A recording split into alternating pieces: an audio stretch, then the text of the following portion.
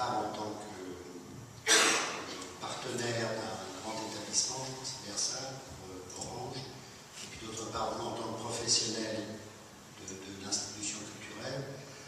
à la fois la prise en compte de l'évolution des technologies, c'est-à-dire comment les institutions, du point de vue partenaire, du point de vue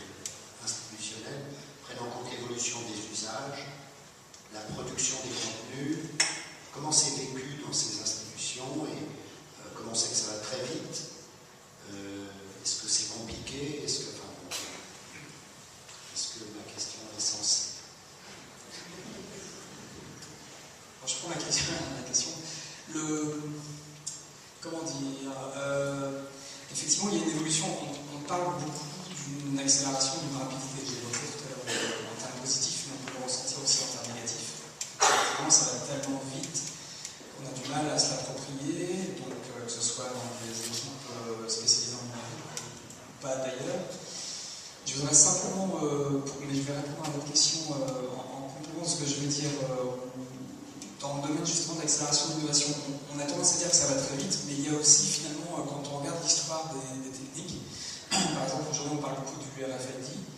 quelques années il y a de plus en plus de RFID, ça a une vraie valeur aussi en termes de navigation culturelle, et quand on fait l'histoire technique de ce qu'on appelle cette identification par la radiofréquence, on peut remonter aux années 20, et qu'en fait il y a une temporalité assez longue de l'innovation, et que je pense que c'est pas tant la technique qui va vite que l'appropriation des usages qui tout à coup, par les usages, s'accélère et qu'il y a une demande très très forte en termes de services et de besoins, et donc il y a ce sentiment, je ne dis pas qu'il n'y a pas de révolution technique depuis les années 20 évidemment, mais je dis simplement qu'en fait ça dépend comment on regarde l'innovation en tant que telle. Ceci dit,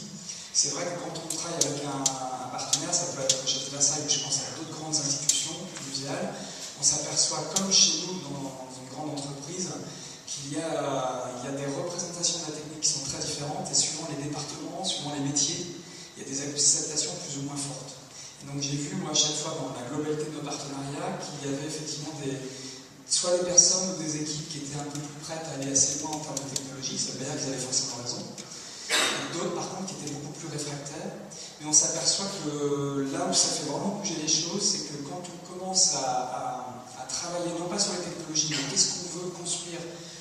comme scénario d'usage, qu'est-ce qu'on veut faire vivre comme expérience en fait aux visiteurs, et qu'on met tout le monde autour d'une table en disant voilà, il y a un certain nombre de pistes qui sont parfois très classiques comme la numérotation, comme les autoguides, qu'on n'exclut pas, mais aussi pourquoi pas le NFC, le RFID, etc.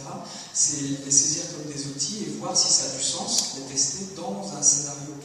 Et là, on arrive à trouver en général, non pas un consensus, parce que chacun reste sur ses opinions et ses postures, ce qui est très bien, ce qui enrichit le processus, mais en tous les cas, il y a une appropriation assez forte quand on part vraiment de la visite en tant que telle.